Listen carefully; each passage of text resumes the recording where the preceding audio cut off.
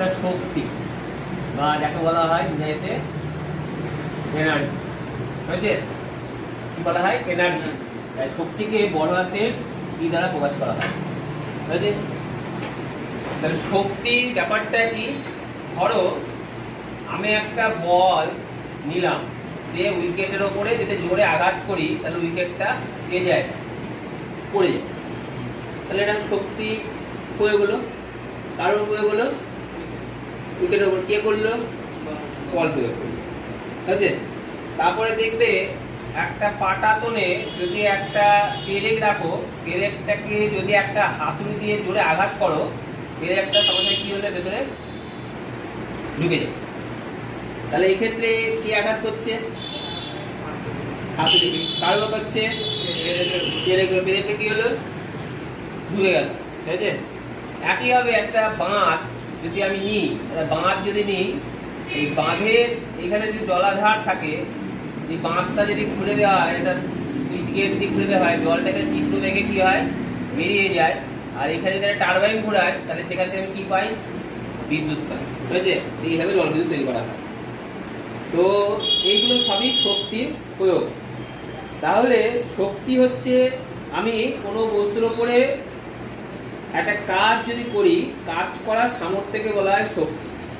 তাহলে কি বললাম? কোনো বস্তুর কার্য করার সামর্থ্যকে বলা হয় শক্তি। আর শক্তির পরিমাপ কিভাবে করব? শক্তির পরিমাপ বস্তুটি কতটা কৃতকার্য করলো সেটা দ্বারাই আমি শক্তি পরিমাপ করব। তাহলে কৃতকার্যের পরিমাপ আর শক্তির পরিমাপ ইকুয়াল, হয়েছে? মনে রাখি কি বললাম? কোনো বস্তু কতটা কৃতকার্য করলো সেটা দ্বারা কি পরিমাপ করা হবে? শক্তির পরিমাপ করা হবে। অর্থাৎ কৃতকার্যের পরিমাপ আর শক্তির পরিমাপ কি সমান। তার মানে কৃতকার্যের দ্বারাই আমি শক্তিকে পরিমাপ করতে পারি। তার মানে কৃতকার্য আর শক্তির একক একই। তাহলে কার্যের একক যা হবে শক্তির এককও তাই। কার্যের সিজিএস পদার্থের পরম একক কি?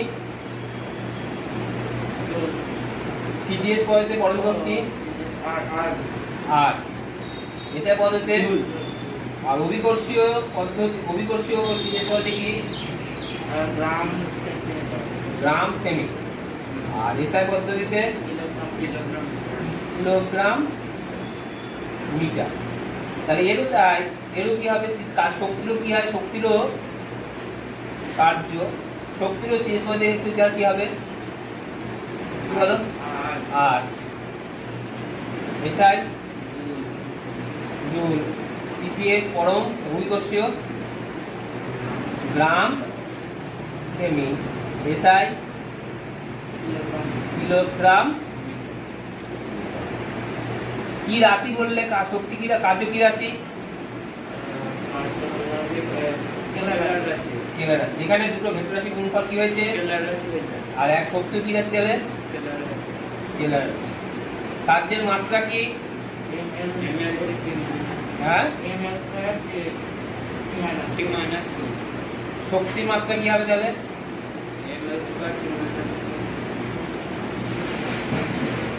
বুঝতে পারলাম? এরপরের একটা কথা, যখন কোনো বস্তু কার্য করে তার শক্তি কমে, তার জন্য আমরা খাই। যদি শক্তি বাড়তো কাজ করলে তাহলে আমরা খেতাম? সহজ ব্যাপার। আমরা কাজ করি, শক্তি কমে, এনার্জি লেস হয়, তখন আমরা খাই, খেয়ে দিয়ে আবার শক্তি এনার্জি কি হয়? কাজ করার সামর্থ্য অর্জন করি, শক্তি খরচ করতে পারি। তাহলে কাজ করলে কি হয়ে যায়? সহজ ভাষায় শক্তি কমে। নেক্সট, কোনো বস্তুতে কার্য করলে সেই বস্তুর শক্তি বাড়ে। মানে কি? কোনো বস্তুতে কার্য করলে পেরেকটা ঢুকে গেল, তাহলে সেই বস্তুটার কি হলো? শক্তি বেড়ে গেল। ক্লিয়ার? নেক্সট হচ্ছে শক্তি, এনার্জি দু রকমের হয়। শক্তি কয় রকমের হয়? দু রকমের। এক হচ্ছে স্থিতি শক্তি আর দুই হচ্ছে গতি শক্তি। ক্লিয়ার? কি বলো? স্থিতি শক্তি আর বলছো স্মৃতিশক্তির উদাহরণ কি? 1 নম্বর উদাহরণ হচ্ছে, ধরো তুমি একটা বাঁধের জলদেশে বাঁধে জল আটকে সেখান থেকে জলবিদ্যুৎ উৎপন্ন করলে, জলবিদ্যুৎ হচ্ছে।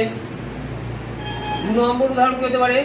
তীর ধনুক, তীর দিয়ে ছেড়ে দিলে, ঠিক আছে, তীর ধনুক, ঠিক আছে। কি করে তীর ধনুক হয়? তার মানে ব্যাপারটা কি দাঁড়ালো, কারণ তীর ধনুকে আমি যখন, এটা তীর বলা হয় তাই তো, আর এটা কি বলা হয়? ধনুক। যখন আমি জোরে টানবো এটাকে, ঠিক আছে, তখন এটার মধ্যে কি হয়? শক্তি সঞ্চার হয়, স্মৃতিশক্তির সঞ্চার হয়। আর এই স্মৃতিশক্তি যখন ছেড়ে দেবো, এই স্মৃতিশক্তিটাই বোধশক্তি রূপে কি হবে? বেড়ে যাবে, ঠিক আছে। তার মানে আমি যত এটাকে বাইরের দিকে টানবো তত ওর মধ্যে কি শক্তি সঞ্চার হবে? স্মৃতিশক্তির সঞ্চার হবে, ক্লিয়ার। আর তত যখন ছেড়ে দেবো তো বোধশক্তি রূপে সে কি হবে? বেরিয়ে যাবে। একই কনসেপ্ট গুলটি, ঠিক আছে। গুলটি ধর আমি ধর হালকা করে টানলাম, ছেড়ে দিলাম, তাহলে কি হবে? যাবে, শুধু যাবে না। কিন্তু যদি আমি জোরে অনেক দূর পর্যন্ত টানি গুলি, তারপর ছাড়ি, সে কত দূর যাবে? অনেক দূর যাবে, ঠিক আছে, বুঝতে পারলাম। এই কারণে একটা দেখবে যারা জোরে বোলার, যারা জোরে বোলার হয়, অনেক যারা জোরে বোলার হয় তারা কি করে? অনেক দূর থেকে আসে, ঠিক আছে, দূর থেকে আসে না। তারপর গতিজাড্য, গতিশক্তি, ব্যাপারটা একই কনসেপ্টে যাচ্ছে, ঠিক আছে, বুঝতে পারলাম। এবার হাতুড়ি দিয়ে তুমি যখন কোনো কিছু পেরেকে আঘাত করবা, তুমি এরকম করে ধরে এরকম আঘাত করছো, এটা ঢুকবে, তাহলে অনেক দূর থেকে নিয়ে গেলে কি হবে? ঢুকে যাবে। কারণ যত দূর থেকে নেবে তত কি হবে? এর মধ্যে যত দূরে যাবে তত এর মধ্যে কি শক্তি সঞ্চার হলো? স্মৃতিশক্তি সঞ্চার হলো। তাহলে স্মৃতিশক্তি সঞ্চার হলে তখন সেটার মধ্যে কি হবে? স্মৃতিশক্তি যত সঞ্চার হবে তখন সেটা বেশি, যত বেশি কি হবে? ব্রেকটাকে তত বেশি কি করবে? ভেতরে কি করবে? ঢুকিয়ে দেবে। বলে কি বললাম? তো এবার আমি স্মৃতিশক্তি ব্যাপারটা এটা বোঝালাম। তাহলে স্মৃতিশক্তি দেখা গেল যে এক্ষেত্রে কি কি হলো? এক্ষেত্রে পাথর, মানে এক্ষেত্রে তোমার কোনো বস্তুর যদি অবস্থান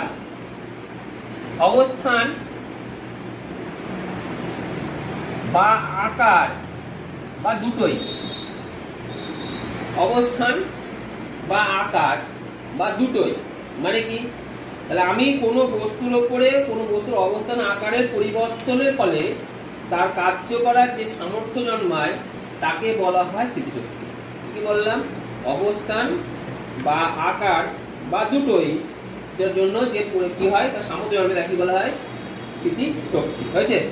কোনো বস্তুর যে স্বাভাবিক আকার বা অবস্থান থেকে পরিবর্তিত অবস্থান আকারে নিয়ে যেতে যে কার্য করতে হয় তাকে স্মৃতিশক্তি, তাদের স্মৃতিশক্তি পরিমাপ করা হয়। মানে ধরো আমি স্মৃতিশক্তি পরিমাপ করবো কি করে? ধরো একটা পেনে এই অবস্থায় ছিল, হয়েছে। এবার আমি হাতুড়ি দিয়ে একে আঘাত করলাম, হয়েছে। হাতুড়ি দিয়ে আঘাত যে করবো সংশয়ে কি হবে?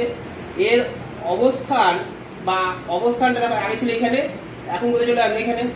তার অবস্থানের চেঞ্জ হচ্ছে, ঠিক আছে। এর অবস্থানের চেঞ্জ যতটা হবে সেটা দিয়েই আমি স্মৃতিশক্তি কি করতে পারি? পরিমাপ করতে পারি, ক্লিয়ার? বুঝতে পারলাম কি বললাম? তাই সংজ্ঞাটা কি দাঁড়াচ্ছে? স্মৃতিশক্তি পরিমাপ তুমি কিভাবে করবে? কোনো বস্তুকে তার স্বাভাবিক অবস্থান বা আকার থেকে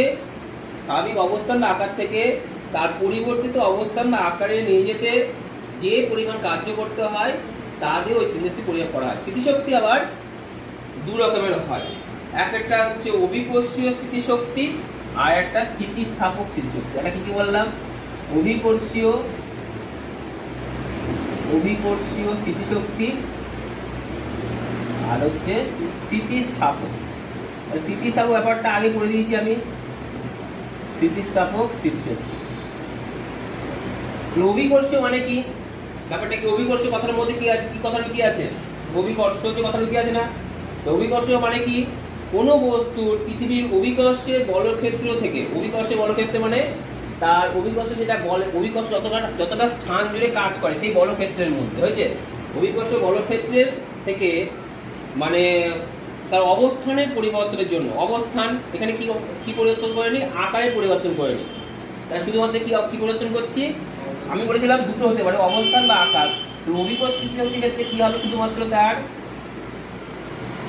অবস্থান, হয়েছে। কথার মাথায় গেল। তাহলে স্মৃতিশক্তির ক্ষেত্রে কোনো বস্তুর অবস্থান বা আকার, হয়েছে। পরিবর্তনের জন্য তার মধ্যে শক্তি সঞ্চার হয় তাকে বলা হয় স্থিতিশক্তি। হয়েছে? স্থিতিশক্তি কয় প্রকারের? দুই প্রকার। কি কি?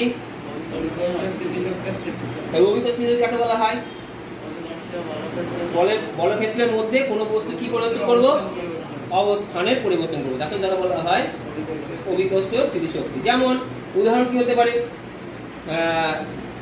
একটা ভারী বস্তুকে আমি উপরে তুলছি, হতে পারে অভিকর্ষ বলক্ষেত্রের মধ্যে। একটা জলাধারে প্রচুর জল জমে আছে, এবার জলাধারটা কি করলাম? ওপেন করে দিলাম, তাহলে জলটা কি হবে? উঁচু স্থান থেকে কি হবে? উঁচু স্থানে অগ্রসর হবে। এটা হচ্ছে কি শক্তি? অভিকর্ষীয় স্থিতিশক্তি। হয়েছে? এবার হচ্ছে স্থিতিস্থাপক। স্থিতিস্থাপক মানে হচ্ছে তার আকার কিসে পরিবর্তন হবে? আকারে পরিবর্তন। কিসে পরিবর্তন হবে? আকারের স্থিতিশক্তি কাকে বলা হয়? কোনো বস্তু তার আকারের পরিবর্তনের জন্য কার্য করার যে সামর্থ্য লাভ করে তাকে বলা হয় স্থিতিস্থাপক স্থিতিশক্তি। যেমন 1 নম্বর উদাহরণ হতে পারে, আগে বা এখন দেখতে পারবে যে এক ধরনের খেলনা বের হয়, দম দেওয়া খেলনা বের হয় না? দম দেওয়া খেলনা কথা অর্থ কি? আমি দম দিলাম মানে কি, এই স্প্রিংটা ছিল এত বড়, এবার এই স্প্রিংটাকে দম দিয়ে দিয়ে দিয়ে দিয়ে কি করলাম? ছোট্ট করে দিলাম। হয়েছে? যে ছোট করে দিলাম, এবার যেই আমি এটা ছেড়ে দিলাম সঙ্গে সঙ্গে এই স্প্রিংটা আস্তে আস্তে কি হবে? কি হবে? বড় হবে। যতক্ষণ না পর্যন্ত সে আগের অবস্থায় যাবে ততক্ষণ সে ঘোড়াটা বা গাড়িটা কি হবে? চলতে থাকবে বা লাফাতে থাকবে। ক্লিয়ার কথা? তার মানে আমার স্প্রিং এর আকার ছিল কেমন? এতখানি, হয়ে গেল কতখানি? এইটুকু। তাহলে আমি স্প্রিংটা কি করলাম? স্প্রিংটাকে দম দিয়ে কি করলাম? ছোট করলাম। তার মানে কি করলাম? তার আকারের পরিবর্তন করলাম। এটা হচ্ছে কি শক্তি? স্থিতিস্থাপক স্থিতিশক্তি। এছাড়া আর কি হতে পারে? পুরোনো দিনে দেখবে বাবা বা দাদুদের কাছে একটা ঘড়ি থাকতো, দম দেওয়া ঘড়ি। দেখেছি কেউ দম দেওয়া ঘড়ি? এই দম দেওয়া ঘড়ি দম দিতে হতো একটা নির্দিষ্ট টাইমে, সকালবেলায়। এই একই কনসেপ্টে স্প্রিং দিয়ে কি করতে হতো? 24 ঘন্টা অন্তর অন্তর কি হতো? দম দিতে হতো। 24 ঘন্টা দম দিয়ে কারণ দিতে হতো, কারণ দম দিলে পারে ঘড়িটা চলবে, ব্যাটারির সাহায্যে চলতো না, দমের সাহায্যে চলতো। স্প্রিং দেওয়া ঘড়ি। হচ্ছে? মনে থাকবে কি করলাম? একই কনসেপ্ট, স্প্রিং দেওয়া। তারপরে হচ্ছে ধরো আমার ধনুকটা ছিল এরকম, আমি তীরটা এরকম ছিল, এবার আস্তে আস্তে এটা কি করলাম? আমি কি করলাম? বাঁকালাম। বাঁকিয়ে এটা কি করলাম? দেখো তার কিসে পরিবর্তন হলো? কিসে পরিবর্তন হয়েছে? অবস্থানে পরিবর্তন হয়েছে না আকারে পরিবর্তন হয়েছে? কিসে পরিবর্তন হয়েছে? আকারে। ছিল দেখতে কেমন? আগে এরকম, হয়ে গেল কেমন দেখতে এখন? তীর ধনুক থেকে তীরটাকে আলাদা, মানে তীর আর ধনুক থেকে কি করে ছুটি দেওয়া। একই কনসেপ্ট গুলটি। হচ্ছে? গুলটি থেকে কি করবো? আমি যখন গুলটি এরকম করে আকার পরিবর্তন হবে না? হবে না? তাহলে এগুলো সব কি শক্তির উদাহরণ? স্থিতিস্থাপক স্থিতিশক্তির উদাহরণ। ঠিক আছে? তাহলে এবার এই যে আকারের পরিবর্তন করব, এখানে এই শক্তিটা এটার মধ্যে কি হবে? শক্তিটা এটার মধ্যে কি হবে? জমা হবে। আর তারপরে যখন ছেড়ে দেবো সে তখন স্পিডে কি হবে? বেরিয়ে যাবে। তার মানে তুমি কি শিখলে? যত তার আকারের পরিবর্তন করব, মানে ধরো আমি একটা গুলটিকে ধরলাম বা তীরটাকে ধরে একটা দিকে এরকম ধনুটাকে এটুকু বাঁকালাম, বাঁকালে যতখানি যাবে, আমি যদি এইটাকে আরো বেশি বাঁকাতে পারি তাহলে সে আরো বেশি দূর যাবে। কারণ যত আকারের পরিবর্তন করব তার মধ্যে শক্তিটা তত বেশি কি হবে? সঞ্চিত হবে। এই শক্তি তখন সামনের দিকে কি করবে? এগিয়ে নিয়ে যেতে সাহায্য করবে। ঠিক আছে? বুঝতে পেরেছি? তাহলে আমি একটা একটু আগে শিখালাম যে অবস্থানের পরিবর্তন হলে তার মধ্যে কি শক্তি সঞ্চার হয়? অভিকর্ষ। অভিকর্ষ স্থিতিশক্তি গাণিতিক রাশিমালা কি? ধরো একটা বস্তুকে, সেটা বস্তু ভর হচ্ছে m, ভরের একটা বস্তু আমি অভিকর্ষ বলের বিরুদ্ধে তুলব। কত উচ্চতায় তুলব? এই উচ্চতায় তুলব। তাহলে সেক্ষেত্রে অভিকর্ষীয় স্থিতিশক্তি রাশিমালা হচ্ছে, অভিকর্ষীয় স্থিতিশক্তি রাশিমালা হচ্ছে mgh। ঠিক আছে? তাহলে কি বললাম? m ভরের কোন একটা বস্তুকে অভিকর্ষ বলের বিরুদ্ধে এই যদি তুলতে চাই তাহলে সেক্ষেত্রে অভিকর্ষ যেহেতু রাশিমালা হচ্ছে এম জি এইচ, সেখানে এম হচ্ছে বস্তুর ভর, জি হচ্ছে ওইখানে অভিকর্ষ ত্বরণ এবং এইচ হচ্ছে কি উচ্চতা। ঠিক আছে, এবার অভিকর্ষ স্থিতিশক্তিকে আমি যে চিহ্ন দ্বারা প্রকাশ করব সেটা হচ্ছে পি দ্বারা। তাহলে ইপি সমান সমান কি দাঁড়ালো, ইপি সমান সমান এম জি। পি কেন বললাম, কি এনেছি, পোটেনশিয়াল এনার্জি, তাই তো? এটার নাম কি, স্থিতিশক্তি ইংরেজি কথা হচ্ছে কি পোটেনশিয়াল, পোটেনশিয়াল এনার্জি। ঠিক আছে, তার জন্য শক্তির জন্য ই আর পোটেনশিয়ালের জন্য পি, তার জন্য দাঁড়ালো কি ক্লিয়ার, বুঝতে পেরেছি? এরপরে যে কনসেপ্টটা নিয়ে আসবো সেটা হচ্ছে গতিশক্তি। গতিশক্তি কি, তাহলে আমি এতক্ষণ শিখলাম যে হাতুড়ি দিয়ে আঘাত করলে পারে এই হাতুড়িটার মধ্যে অনেক দূর থেকে একটা গতির সঞ্চার হলো, তাই না? এই গতির সঞ্চার যখন হবে তখন এই হাতুড়িটার মধ্যে একটা শক্তি সঞ্চার হয়, তাই তো? সেই গতি সঞ্চার অনেক দূর থেকে নেবো, তার মধ্যে যত দূরে নেবো দেখবা তুমি যত একে দূরে নিয়ে যাবা। যদি এইখান থেকে আঘাত করো পেরেন্টটা একবার ঢুকে যাবে, কিন্তু এইখান থেকে আঘাত করলে অতটা কিন্তু ঢুকবে না, তাই তো? বা এইখান থেকে আঘাত করতাম তাহলে কি হতো, আরো বেশি ঢুকতো না কম ঢুকতো? আরো কম ঢুকতো। কেন ঢুকতো? তার মানে আমি কি শিখলাম, যত দূরত্বে নিয়ে যাব তার মধ্যে তত বেশি কি সঞ্চার হবে, শক্তি সঞ্চার হবে। আর যত এই শক্তি সঞ্চার হবে তত কি করবে, ওটাকে ওর ঢুকিয়ে যেতে ছাড়বে। তার মানে আমি কি শিখলাম, পেরেক দিয়ে হাতুড়িকে আঘাত করাটা, পেরেককে হাতুড়ি দিয়ে আঘাত করাটা কি শক্তি উদাহরণ, গতিশক্তির উদাহরণ। কখন, কোন ক্ষেত্রে, পেরেকটাকে যখন আঘাত করছি সেই ক্ষেত্রে, হয়েছে? এবার এটাকে যত দূরে নিয়ে যাব এই হাতুড়িটার মধ্যে তত বেশি স্থিতিশক্তির সঞ্চার হবে। ক্লিয়ার? কথাটা ভালো করে বোঝো, হাতুড়িটাকে যত দূরে নিয়ে যাব তার মধ্যে তত বেশি স্থিতিশক্তির সঞ্চার হবে। এই স্থিতিশক্তি যখন এবার এটাকে প্রয়োগ করব তখন সেটা কি শক্তি রূপে আসবে, গতিশক্তি। আর দুটো শক্তি একসাথে মিলে কি তৈরি হবে, স্থিতিশক্তি আর গতিশক্তি মিলে তৈরি হবে একসাথে, যে তৈরি হবে সেটা হচ্ছে যান্ত্রিক শক্তি। তৈরি হবে যান্ত্রিক শক্তি, মনে থাকবে? তাহলে আমি হাতুড়িটাকে যত দূরে নিয়ে যাব তার মধ্যে কি শক্তি সঞ্চার হলো, হাতুড়িটা চালানো করব গতিশক্তির সঞ্চার হলো। ক্লিয়ার? তাহলে কোন গতিশীল গতিশক্তি কাকে বলা হয়, কোন গতিশীল বস্তু তার গতির জন্য কার্য করার যে সামর্থ্য লাভ করে। তার মানে ধরো একটা ক্যারাটি ছেলে ক্যারাটি মারবে, কাউকে মারবে, ঠিক আছে? সে ধরো এক জায়গায় দাঁড়িয়ে কাউকে মারছে, তাহলে তার যা লাগবে, আর জ্যাকি চ্যানের মধ্যে উড়িয়ে এসে যদি কাউকে মারা হয় তাহলে কেমন লাগবে, বুঝতে পারছো? কেমন লাগবে? হ্যাঁ, কোন ক্ষেত্রে লাগবে বেশি, জ্যাকি চ্যানের ক্ষেত্রে লাগবে। তাহলে আমাদের টাইগার শ্রফ আর জ্যাকি চ্যানকে যদি মারামারি করা হয়, মারামারি দেওয়া হয়, তাহলে কোন ক্ষেত্রে বেশি লাগবে, টাইগার শ্রফ না জ্যাকি চ্যানের? জ্যাকি চ্যান। জ্যাকি চ্যান উড়ে মারে আর টাইগার শ্রফ কি করে, একদিকে দাঁড়িয়ে দাঁড়িয়ে মারে, তাই তো? ও ভালো ক্যারাটে জানে, টাইগার শ্রফ ভালো ক্যারাটে জানে, কিন্তু টাইগার শ্রফ দাঁড়িয়ে দাঁড়িয়ে ক্যারাটে মারতে পারে ভালো, আর জ্যাকি চ্যান অনেকটা উড়ে উড়ে এসে মারে। জ্যাকি চ্যানের ক্ষেত্রে বেশি লাগবে, কারণ কি ও ক্ষেত্রে তার মধ্যে কি সঞ্চার হচ্ছে, একটা শক্তিটা দূরে থেকে আসছে। এবার যত দূরে যাবে তারপরে সেই গতিশক্তি রূপে সঞ্চার করে কি করবে, ওকে মারতে শুরু করবে। হয়েছে? ওটা গতি যার কনসেপ্ট, তাই তো? নেক্সট, গতিশক্তির পরিমাপ তুমি কিভাবে করবে? কোন গতিশীল বস্তুর গতির বিরুদ্ধে বল প্রয়োগ করে থামানো হয়, থেমে যাওয়ার আগে পর্যন্ত বস্তুটি ওই বলের বিরুদ্ধে যে পরিমাণ কার্য করে তা দিয়ে গতিশীল প্রয়োগ করে। ব্যাপারটা কনসেপ্ট খুব ইজি কনসেপ্ট। ধরো একটা সাধারণ কনসেপ্ট বলি, ধরো একটা বল বা একটা রোলার, বা একটা রোলার না, একটা লোহার বল সামনের দিকে দৌড়ে গড়িয়ে যাচ্ছে। তোমার কাজ হবে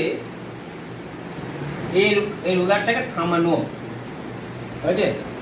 তুমি এইখান থেকে চেষ্টা করতে শুরু করলে থামাতে, অনেক জোরে আসে তো, এইখানে এসে থামালে, ঠিক আছে? থামালে ঠিক এই জায়গাটায় তোমাকে টাচ করে থেমে যাবে। ঠিক তার আগের মুহূর্তে এইখানে যতখানি তুমি বল প্রয়োগ করলে, যে শক্তি খরচ করলে, সেটা দ্বারাই তোমার কি শক্তি প্রয়োগ করা হবে? গতিশক্তি। তার মানে পড়া কি দাঁড়ালো? যদি গতিশীল বস্তুর গতির বিরুদ্ধে বল প্রয়োগ করে তাকে থামানো হলো, থেমে যাওয়ার আগে পর্যন্ত বস্তুটি এই বলের বিরুদ্ধে যতটা কি করলো, যতটা কার্য যে পরিমাণ কার্য করলো, তা দ্বারাই বস্তুটির প্রাথমিক গতিশক্তি প্রয়োগ করা হয়। ঠিক আছে? যতটা কার্য করলো, বল প্রয়োগ করলো না, বল প্রয়োগ করে আমি এটাকে থামাবো, হচ্ছে থামাতে গেলে এই বলের বিরুদ্ধে আমাকে কি করতে হবে? একটা কার্য করতে হবে। যে কার্য করার জন্য ঠিক থামার আগের মুহূর্তে যে কোনো কার্য করলাম, ঠিক থামার আগের মুহূর্তে সর্বাধিক ওটাই কার্য, সেই কার্য করলাম, সেটা দ্বারাই গতিশক্তি পরিমাপ করা হয়। ক্লিয়ার? বুঝতে পারলাম? আর স্মৃতিশক্তি আর গতিশক্তি একত্রে কি বলা হয়? যান্ত্রিক শক্তি। এবার পরের প্রশ্ন হচ্ছে যে গতিশক্তি আমি গাণিতিক রাশিমালা কিভাবে প্রকাশ করব? এটা তোমাদের ভালো করে বুঝে নিতে হবে এবং লিখে নিতে হবে পরে। হ্যাঁ, আমি লিখে দিচ্ছি, দেখে নাও অল্প স্টেপ বাই স্টেপ। তাহলে আমি পড়ি প্রশ্ন কি? প্রশ্ন হচ্ছে গতিশক্তির গাণিতিক রাশিমালা। তার আগে আমি শিখেছিলাম স্মৃতিশক্তি গাণিতিক রাশি। স্মৃতিশক্তি গাণিতিক রাশিমালা কি শিখেছিলাম? এমজে। গতিশক্তিকে বলা হয়, ইংরেজিতে বলা হয় কাইনেটিক এনার্জি।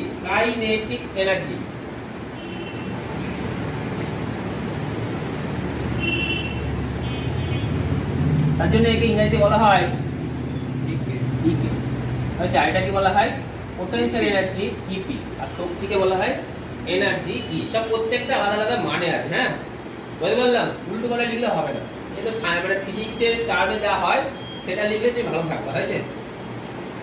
নেক্সট হচ্ছে গতিশক্তি রাশিমালা। তাহলে ধরো, তাহলে আমি কি বলেছিলাম? একটা বস্তু যাবে, কোন ভরের বস্তু? প্রশ্ন কি?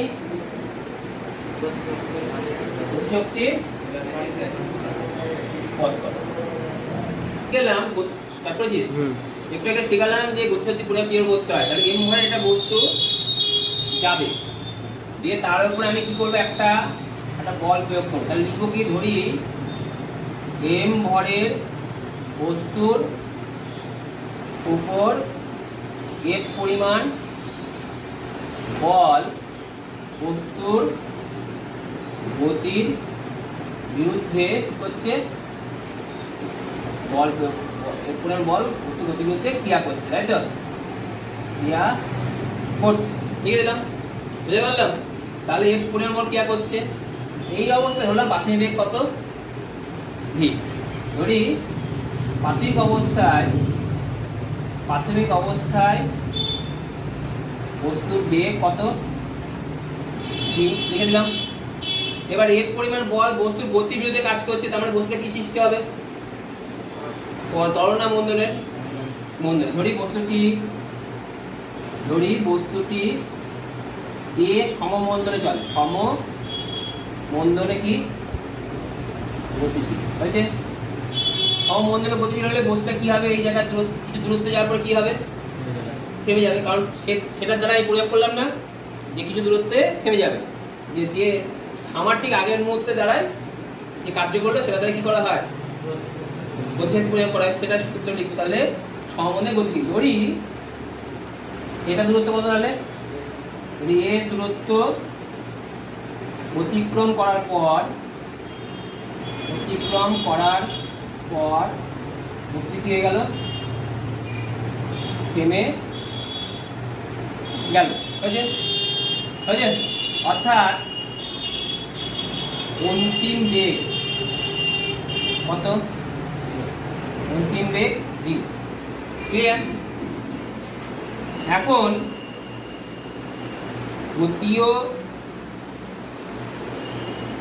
তৃতীয় সমীকরণ অনুযায়ী ফার্স্ট ইউনিট শিখেছিলে ভি স্কোয়ার সমান ইউ স্কোয়ার মাইনাস 2s, তাই তো? ভি মানে কত? অন্তিম বেগ কত? 0 স্কোয়ার। প্রাথমিক বেগ কত? ভি স্কোয়ার মাইনাস 2 ইন্টু এ ইন্টু কত? এস। তাহলে অ্যাকচুয়ালি ভি স্কোয়ারটা দেখে নিয়ে গেলাম। তার ভি স্কোয়ার সমান কি দাঁড়ালো? 2s। এবার এস মানে কি? এ মানে কি ত্বরণ, ত্বরণ তো। তাহলে এখন আমরা জানি এফ সমান কি এম এ, জানো না বল সমান ভর গুণিত কি ত্বরণ। তাহলে বা এখান থেকে এ সমান করতে হবে, এ সমান কত হবে এ বলো এফ বাই এম, তাই তো? তাহলে এর মান বসিয়ে দাও, বি স্কয়ার সমান কত হলো 2 into F by M into কি এস হয়েছে। তাহলে এফ এস, তাহলে 2 এফ এস সমান কি এম কি ভি স্কয়ার, বা এফ এস সমান কত হলো তাহলে হাফ ইনটু দুইটা দিকে বলা যাবে, তাহলে এম ভি স্কয়ার বাই কি 2, এম স্কয়ার বাই 2 হবে তো। তাহলে এফ এস মানে কি বা বল গুণিত সরণ সমান হাফ অফ কি এটা এম ভি স্কয়ার, আর বল গুণিত সরণ মানে কি কার্য, কার্য মানে কার্য দ্বারা কি যে বলে কার্য করি সেটাই কি বলা হয় গতিশক্তি পরিমাপ। তাহলে তো শিখালাম যে কোনো কার্য করতে হয় সেটা তার কি পরিমাপ গতিশক্তি পরিমাপ। কার্য কত করেছি এফ ইনটু এস, সেটা কি দ্বারা প্রকাশ করব। অতএব গতিশক্তি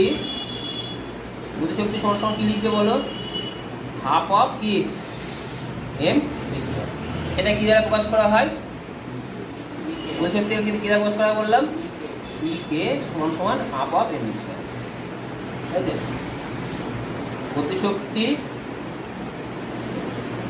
ই কে সমান কি দাঁড়ালো half of M V square. ঠিক আছে, বুঝতে পারলে?